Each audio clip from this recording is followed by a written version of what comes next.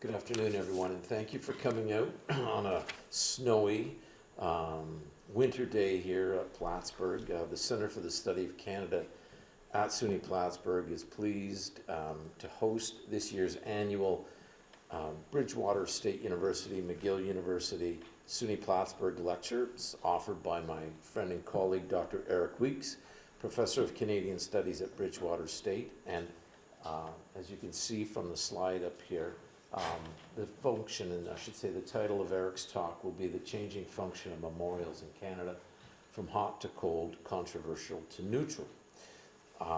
Memorials, by way of introduction, memorials and monuments are found in every city and town, large and small, honoring events, individuals, and ideals. When a monument is designed, it is meant to be read as a text, conveying to the audience a certain perspective and interpretation of collective history. Very rarely are monuments constructed to generate controversy or irritation. They may be thought-provoking, but generally, memorials communicate an emotional response that is commonplace and broadly accepted. However, because memorials are part of the built environment and remain static within public space within time, or while time and events move around them, they can travel along a scale of emotional function. Eric's lecture today will examine how monuments in Canada can be perceived as either cold sites that fade into the background and are not given a second thought, or hot locations that can stir up protest and debate, as well as the events and circumstances that can produce such change. By way of background, Eric holds a PhD in American Culture Studies from Bowling Green State University in Ohio and teaches courses in Canadian Studies and American Studies at Bridgewater State University in Bridgewater, Massachusetts. His primary research focuses on the creation and demonstration of identity through various methods, including public memory in the built environment. You'll be glad to know his other research interests, which I've always lauded, examine beer and beer marketing, as well as the intersections of Canadian and American media and culture. Please join me at this time in welcoming Dr. Weeks. Eric.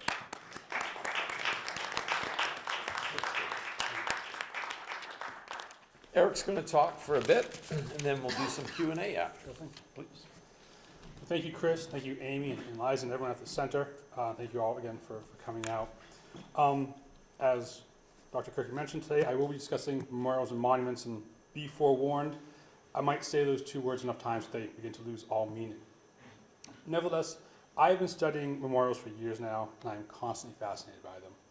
One of my favorite things to do when I travel is to keep an eye out for statues, monuments, plaques, historic markers, street and place names, and any other similar additions to our built environment that add layers of meaning. These monuments and forms of commemoration draw me in because you might learn something about the past, possibly about an individual or an event, but you are also able to get a better understanding of what that community values in a historical moment, who and what they choose to memorialize in ways that are visible in the public and typically meant to last for years. I come from this interest organically. I grew up in Acton, Massachusetts, a suburb 20 miles outside of Boston, surrounded by these sorts of markers and memorials. During the Revolutionary era, the Acton townspeople were active in the growing resistance to the British Crown.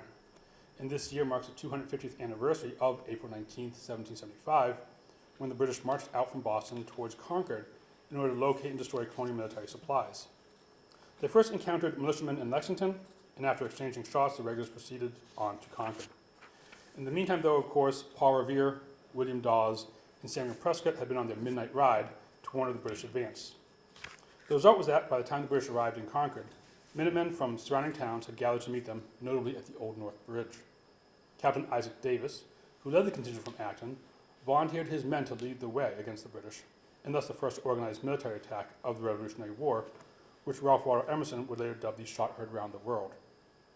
Davis was also one of the first killed, so my hometown has that sort of macabre distinction going for it as well. But it was in this environment where I grew up, surrounded by all sorts of reminders of our history, and this history, from our high school mascot, to street names, to memorials and monuments all over the place. But it also meant that the town and its undeniable link to early U.S. history was sort of frozen in amber. Not that we lived a sort of recreated colonial era lifestyle, but that so many aspects of the town revolved around this one particular moment in its history. You could say we were celebrating and honoring our biggest claim to fame, but it also had the potential to stifle any additional forms of commemoration, anything that deviated outside of this American Revolution framing. One of my neighbors even had a small plaque at their house mounted just below the doorbell, which read, "On this site in 1775, absolutely nothing happened." A little rebuttal to the general theme found everywhere else in town. But returning to the primary matter at hand, my discussion today will examine various Canadian memorials through a framework outlined by Federico Bellantani and Mario Panico in their article, "The Meanings of Monuments and Memorials Towards a Semiotic Approach." As part of their work, they argue that there are four interrelated meanings and functions of memorials: cognitive, pragmatic, axiological, and emotional. Cognitive applies to the role monuments play in displaying and representing a version of history, as well as how much the public knows about the subject of a memorial. Pragmatic concerns just that, how the space is actually used by the public. And the remaining two functions that Bellantani and Panico outline are even more closely intertwined, that of axiological and emotional. Axiological relates to whether a visitor to a memorial positively or negatively values what the memorial represents, while the emotional function explains just that, right? The emotional reactions generated by the memorial in what or who it commemorates. As a further layer in which to consider memorials, the authors suggest that monuments could be described as either hot or cold, and as they wrote, quote, "In general terms, hot monuments can elicit in users uncomfortable or even traumatic emotions, whereas cold monuments convey meanings that have become widely shared by a large part of the users." Memorials to contested or controversial subjects have been in the news in recent years, but this debate is also something that can happen in cycles. This is likely the more traditional or familiar process we can observe, where a monument's social function is changed or altered, becoming hot, as monuments find themselves subject to renewed focus based on external events. In the United States, we saw an example of this after the June 2015 shooting at the Emmanuel AME Church in Charleston, South Carolina, when a white supremacist shot and killed 9 black attendees of a Bible study meeting. The killer had posted pictures online where he posed with racist symbols such as the Confederate flag. And this horrendous act of racial hatred spurred a re-examination of the use and display of Confederate monuments and symbols across the country, with some retailers ending the sale of the flag in some communities, such as New Orleans, deciding to remove monuments to leaders of the Confederacy. This trend dramatically increased after the August 2017 Unite the Right rally in Charlottesville, Virginia, when white supremacists gathered there to protest the city's removal of a Robert E. Lee statue. The rally, where neo-Nazis, KKK members, and other white nationalists marched while displaying Nazi and other racist symbols and flags and chanting racist, homophobic, and Nazi slogans, encountered resistance by counter-protesters, resulting in fights and acts of violence, including vehicular homicide, when one white supremacist drove his car into a crowd of counter-protesters, injuring dozens and killing one. Following the events in Charlottesville, an increasing number of Confederate statues and symbols were removed across the United States, as well as a plaque in Montreal, commemorating the spot where a home had once stood in which Jefferson Davis, the president of the Confederacy, had stayed in 1867. The plaque itself was a reminder of how monuments and memorials can be used to tell a very specific type of history. So many Confederate memorials, such as the Davis plaque, were erected and championed by the United Daughters of the Confederacy, an organization started in 1894 to create, build, and promote the Lost Cause myth. This myth fostered the wildly inaccurate idea that the South seceded from the Union and fought the Civil War not to preserve the system of slavery, which is the actual cause, but instead for seemingly noble reasons such as states' rights or a defense against Northern aggression. However, many Confederate statues and memorials, like the plaque to Jefferson Davis, were not built immediately following the Civil War in acts of commemoration to recent events, but in the decades that followed, and in this case, in 1957. More often than not, the creation of these memorials so long after the historical event was motivated primarily to reinforce ideas of white supremacy, having been erected during either the Jim Crow era of the late 19th and early 20th centuries or the Civil Rights Movement of the 1950s and 60s. The statues and memorials, totaling over 700 in more than 30 states and also in completely other countries, were aimed at glorifying the Confederacy's cause and literally cement a physical reminder of white supremacy and celebration of slavery in cities and towns all across North America. And just as an aside, we've also seen this reemergence just this past week. If you've been looking at the news, there's the Army installation in North Carolina that was recently renamed again Fort Bragg.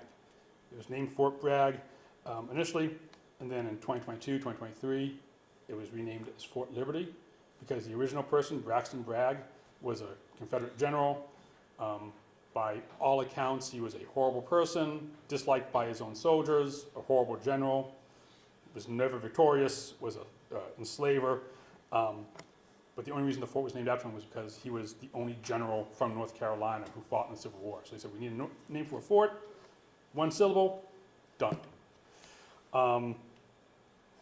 It's been recently renamed again to Fort Bragg by the Secretary of Defense, but not after Braxton Bragg, after a completely different individual named Roland Bragg, who was from Maine. He was a World War II veteran. His family didn't even know that the fort was going to be named after him. So you have to wonder, you know, in terms of this commemoration and solidifying this idea of the Confederacy or heritage, who's actually being commemorated here? So again, when you start to kind of pick at the surface of these things, the reasoning falls apart very quickly. Nevertheless,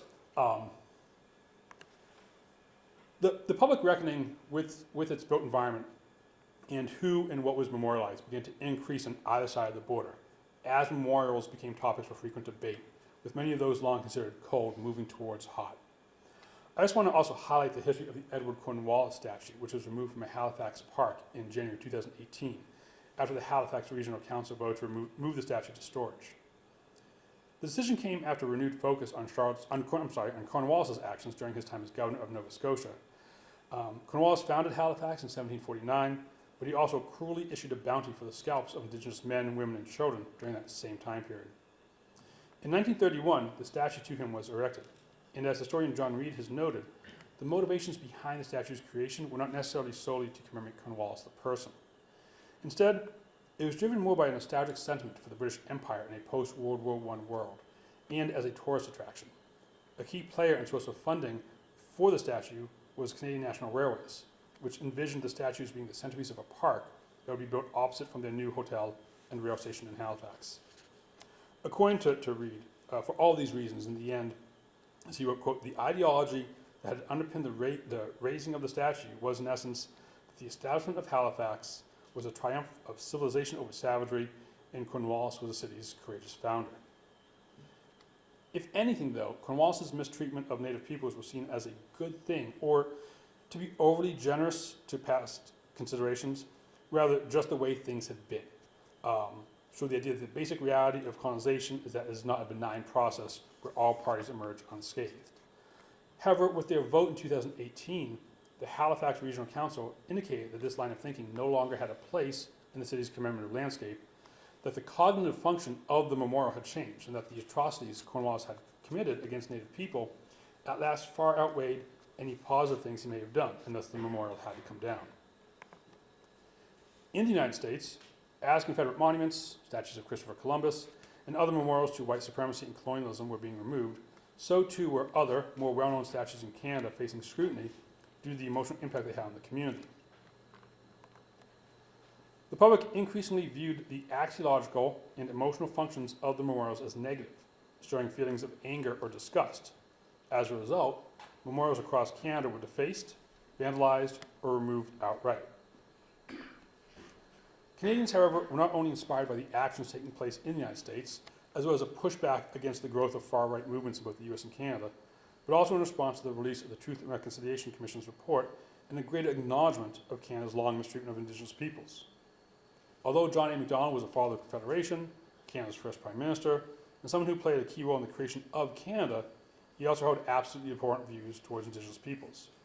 Amongst other actions, he was an architect of the residential school system and withheld food rations from starving Indigenous people in order to drive them off of land that was in the planned path of the Canadian Pacific Railroad, leading to the death of thousands. So on one hand, Macdonald was instrumental in creating and building the nation of Canada, but on the other hand, he was also responsible for ethnic cleansing and cultural genocide. And over the past few years, there's been great recognition of his past shameful actions. The cycle of memorials again becoming hot, of generating a negative emotional response in the viewer, would occur once more in the wake of the May 2020 murder of George Floyd by a Minneapolis police officer. As a result, protests were held not just across the US, but internationally, demonstrating against police brutality, racism, and social injustice. In every Canadian province and territory, thousands of people gathered, marched, and held vigils and rallies. With greater attention being given to Canada's history of colonialism and the racist legacy of residential schools, go through these. Memorials to Johnny MacDonald were increasingly defaced, oftentimes with paint, but also with caution tape, ropes, signs, or other means of protest. The debate surrounding these sorts of memorials would go from hot to possibly blazing the following year, after the discovery of hundreds of unmarked burial sites of children at a number of residential school sites. It was at this point that we witnessed statues of MacDonald being removed with greater frequency, either through official votes from city councils and municipalities or through citizen-driven acts of protest. Memorials of other individuals who played a role in the creation of the residential school system were similarly vandalized, removed, and more widely reconsidered. With regards to Egerton Ryerson and the university bearing his name, a task force was established to study his life and actions, and ultimately recommended a new name be chosen. Likewise, schools, roads, and even academic awards named after MacDonald were reevaluated and changed, because in the end, all these forms of commemoration matter and have an impact.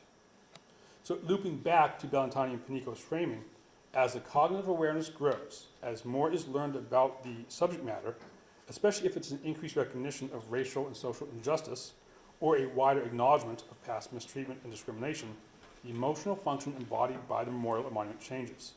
What may have once been a run-of-the-mill statue or place name, something you might pass by without really taking note of, is now in the spotlight and becomes hot with additional context, something that elicits negative feelings, so much so that tipping point is reached and a change must take place. I would also like to rebut one of the usual complaints regarding this process, heard on either side of the border, in that removing monuments or changing place names is neither erasing nor revising history. Because there are a few issues with this sort of claim. No one is erasing anyone from history. US history, Canadian history, anything. Let's be clear about that. The simple matter is that we are fully capable of studying and learning about history without statues and memorials.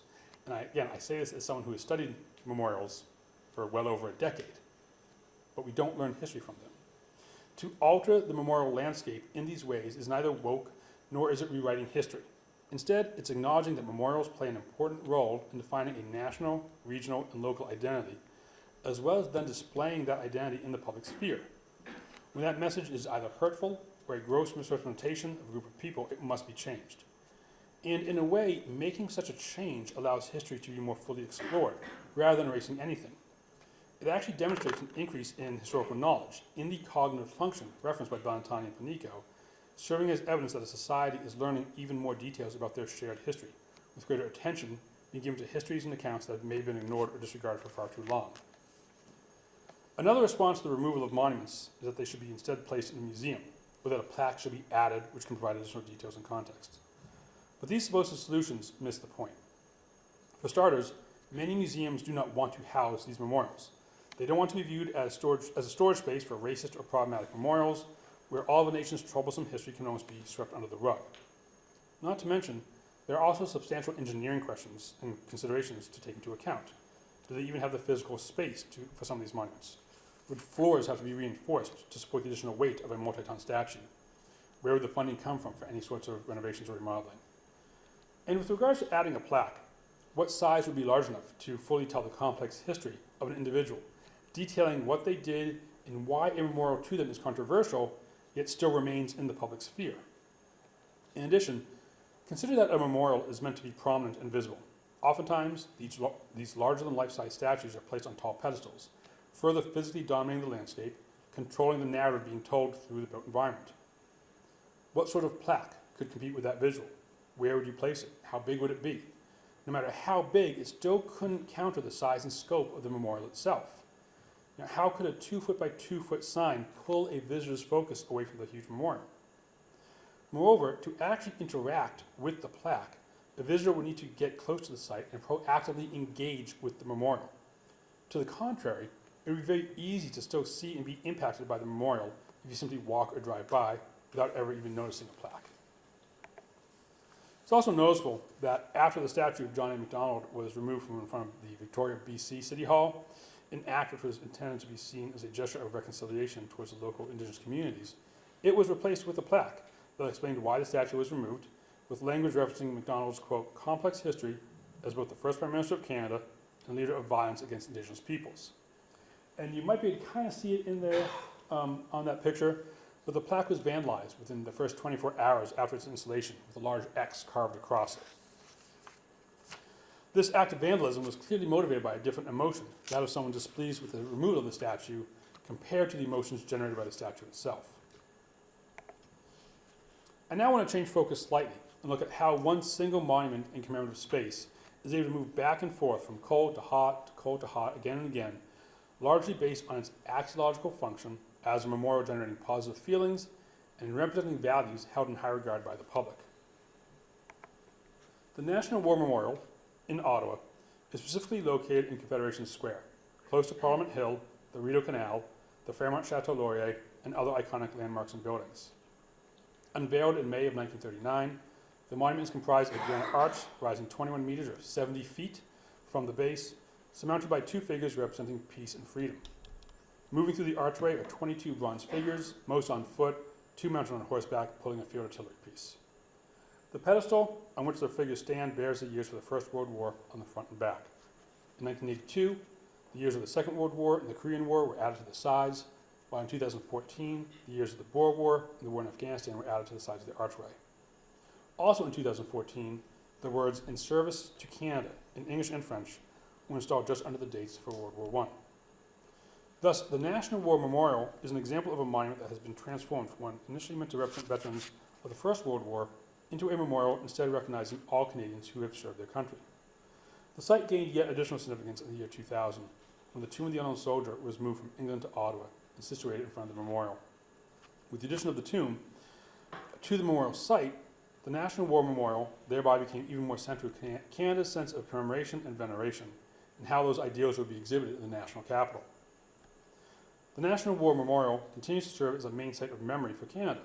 Every year on November 11th, the National Act of Remembrance occurs in Confederation Square. Thousands of Canadians attend the event as the Prime Minister, Governor General, and various other government and military officials, as well as representatives from family groups and public organizations, lay wreaths at the base of the pedestal and honor all of Canada's fallen soldiers. After the conclusion of the official ceremony, veterans and regular citizens crowd around the memorial to pay their own respects in what has become an impromptu tradition. Visitors will leave their popular lapel pins on the Tomb of the Unknown Soldier as a personal act of remembrance. Nevertheless, outside of certain days and official ceremonies, the National War Memorial and Confederation Square overall tends to be considered a cold memorial space, not necessarily fading into the background of Ottawa's urban environment, but also not the focus of demonstrations or protests. Some of that could be due to its location, in that the site's proximity to Parliament Hill, the very seat of Canada's government, means that protests more often occur there rather than at the memorial. And instead, the memorial becomes more of a tourist destination and the photo backdrop. This would change after the 2006 Canada Day celebrations, when 3 young men were photographed urinating on the National War Memorial. Their drunken act of disrespect briefly cast a spotlight on the memorial, eliciting a strong reaction from across the nation, as veterans groups, politicians, and general citizens all expressed their outrage. Thus, I contend that the memorial can be considered hot at that moment, but in a different way than we saw with the memorials to John A. Macdonald and others. News articles were published detailing what amounted to the pragmatic function of the memorial, how the public had been treating, or rather mistreating, the location, with one news organization reporting, quote, "Skateboarders and stunt cyclists have also used and abused the site, and veterans complain that amorous encounters have taken place around the granite and bronze memorial." So instead of protesting against what the memorial stood for and represented, the public argued that more should be done to preserve and protect the memorial space and symbolism.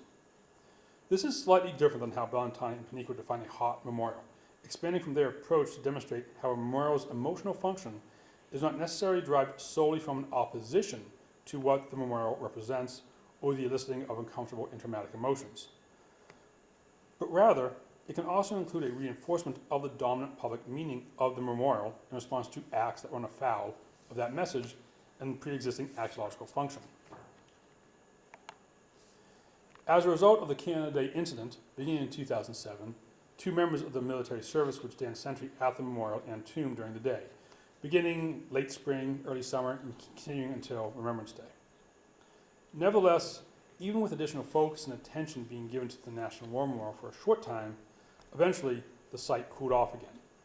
The addition of the ceremonial guards actually turned the memorial into an even greater tourist destination, particularly when the sentries were wearing, or members of the Canadian Army, wearing their scarlet tunic and bearskin cap as part of their full dress uniform.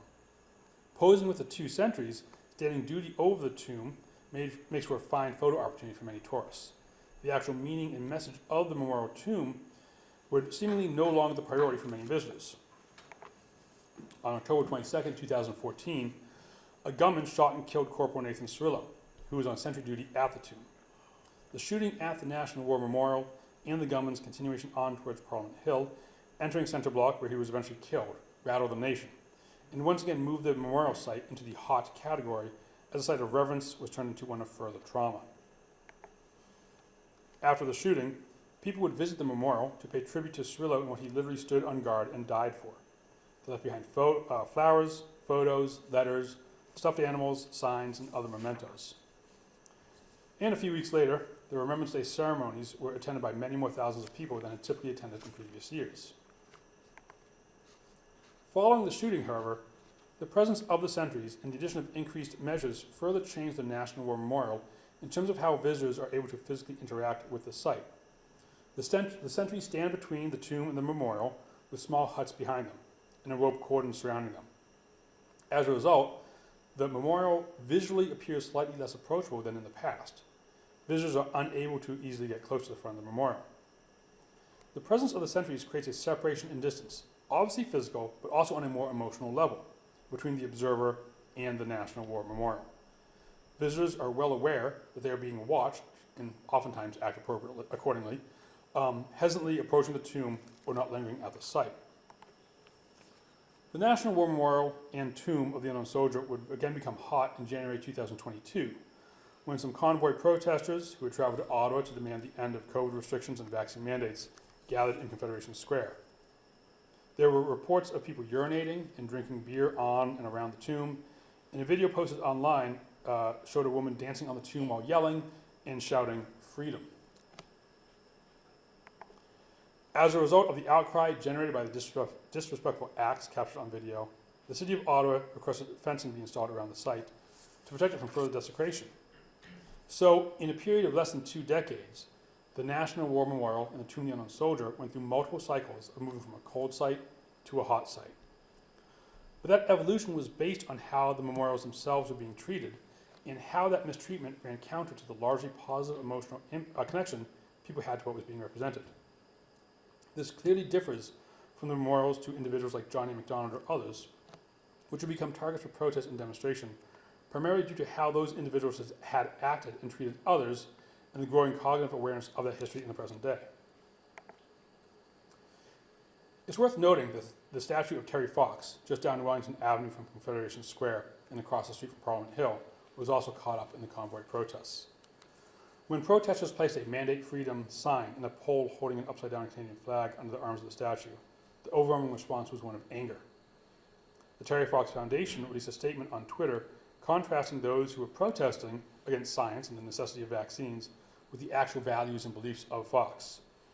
And many Canadians responded to the defacement by making donations to the foundation, again showing how memorials and monuments, who they represent, and what happens to them can elicit a variety of emotional reactions. I'd like to end by briefly discussing another way that memorials can function pragmatically, but driven by a desire to evoke a certain emotional response. As the COVID-19 pandemic began, face masks were placed on statues all around the world, as seen here on the famous 5 monument in Calgary. Sometimes these were done by private individuals in a sort of guerrilla art or impromptu type of display, and other times by cities, towns, universities, and similar examples of more official efforts. In these instances, the memorials and monuments were used as forms of social commentary and to encourage public health initiatives. These different ways that the public might interact with the monument, whether it's putting a mask on Wayne Gretzky in response to a pandemic, putting a Raptors jersey on a Toronto area statue in support of the team, to so many other examples, all illustrate the emotional function that memorials can serve. They don't necessarily have to be the focal point for anger or protest, but can be used to demonstrate messages of hope or unity. The idea of permanence of monuments being something that cannot be changed or altered or removed is also central to this entire discussion. Monuments are the products of socio-historical constructions and are thereby not static in their meaning. The message they tell was created in a specific historical moment, but that message can, does, and in fact should change throughout different periods in time. We need to understand that ideologies are conveyed through our built environment and public spaces, but that the public itself deserves, and as we have seen, can assert that they also have a say in what that message might entail. One way to consider this question is to think of your childhood home. All right? Your parents might have displayed pictures of you as a kid, on vacation or celebrating a holiday, on your first day of school, or after you lost your first tooth. Over the years, do they update the pictures in those frames? Maybe replacing your first day of school picture with your high school graduation. And eventually, they might replace those pictures of you with those of your own children, giving their grandkids the pride of place on the mantle. Not that I experienced this with my own family, but I'm not bitter. My kids are cute, it's fine. But this doesn't mean that your parents have forgotten about you, that they love you any less, but that instead times change, right? We change with them, and that nothing really can stay the same forever. And when we apply that same line of thought to monuments in our built environment, it becomes easier to understand how and why these memorials and statues must also change, evolve, and sometimes be taken down. Even though they are made of metal and stone, monuments still are living things. They exist in the world all around us, and as society changes and grows, so too must our memorial landscape reflect and express that. Their meaning is not static, and they themselves are ever-changing, even if we don't initially realize that aspect. Does this mean that every monument should be removed or that no memorial subject is ever truly safe for continued commemoration? Of course not. But we must contend with the fact that although we do not necessarily learn many specific historical details from memorials, that's what textbooks, college classrooms, and the like are for, monuments still tell a story, and too often they honor people whose legacies are too complex to be easily represented merely in bronze and granite. Far too many memorials have been created by the majority to celebrate the majority. How much of a unitary function can a memorial really play if it excludes, ignores, or insults large segments of the population? How can people feel they are part of that society if there is such a physical representation and celebration of their historical oppression and mistreatment? Once a monument is added to the memorial landscape, the intention is for it to remain there. I mean, think about it, right? History is literally being carved into stone or cast in metal. Or, as historian James Lowen argued, quote, what one generation puts on the landscape thus becomes a force imprisoning the minds of the generations that follow. I saw this growing up in my own hometown, and we can all witness it in our everyday lives, when we walk around campus, drive on streets named after people, passing by all sorts of memorials and monuments, big and small. We see the memorial or statue, but even if we are aware of who or what is being commemorated, we typically have no real idea of the motivating factors behind the initial creation. We often do not know why that memorial was built, or who was able to harness the political, financial, and social capital necessary to make an addition to the memorial landscape. Monuments and memorials are almost inherently cold, based on their very composition. Although the sun can warm their surface, bronze, granite, stone, and other materials used in creating memorials don't often evoke a sense of warmth. But as I've discussed, the meaning and message of a memorial can transcend its physical properties and make us reconsider its very function, as well as our continuing and evolving relationship with it. Thank you very much.